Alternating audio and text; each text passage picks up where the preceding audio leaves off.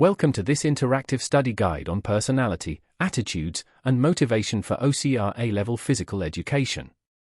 In this video, we will explore the psychological factors that influence how athletes think, feel, and behave.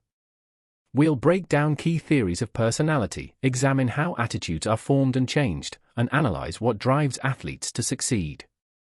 By the end, you'll be able to apply these concepts to exam questions and real-world sporting scenarios. Let's dive in. Let's map out the three main personality theories. First, trait theory suggests personality is genetically determined and stable across situations. Second, social learning theory argues that behavior is learned by observing role models and receiving reinforcement. The most accepted view is the interactionist perspective, summarized by the formula B equals F of P times E, meaning behavior is a function of the interaction between personality and the environment. This is the key theory to use in exam answers. Turning to our core notes, an attitude is a learned predisposition to respond favorably or unfavorably. It has three components: cognitive, what you believe; affective, how you feel; and behavioral, how you act. To change a negative attitude, coaches can use cognitive dissonance, creating psychological discomfort by highlighting contradictions between beliefs and actions. For example, an athlete who believes smoking is harmful but still smokes may be motivated to quit. Now let's look at motivation. Achievement motivation explains why some athletes are driven to succeed while others avoid failure. Attribution theory then explains how athletes interpret their successes and failures. Attributions are categorized by locus, internal or external; stability, stable or unstable; and controllability, controllable or uncontrollable.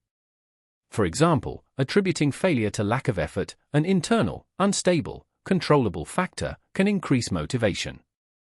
Attributing failure to ability, a stable factor, can decrease motivation. Let's work through a 6-mark exam question. The question asks, using the interactionist perspective, explain why a typically confident footballer might perform poorly in a high-pressure penalty shootout. First, define the interactionist perspective as B equals F of P times E. Then, identify a relevant personality trait, such as high neuroticism. Next, describe the environmental factor, the high-pressure situation.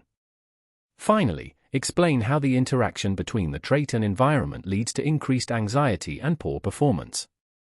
This structure will help you secure full marks. Watch out for common pitfalls. First, don't just describe theories, always apply them to specific sporting examples. Second, remember the three components of attitude: cognitive, affective, and behavioral. Third, when using the interactionist perspective, explicitly state the formula B equals F of P times E. Finally, when discussing attributions, link them to future motivation. Stable attributions like ability can lead to learned helplessness, while unstable attributions like effort can increase motivation. To wrap up, remember the three personality theories, with the interactionist perspective as the most credited. Attitudes have three components and can be changed using cognitive dissonance. Achievement motivation distinguishes between those who seek success and those who avoid failure. Finally, attribution theory explains how perceived causes of outcomes influence future motivation. Use these concepts to analyze sporting behavior and ace your exam. Thanks for watching.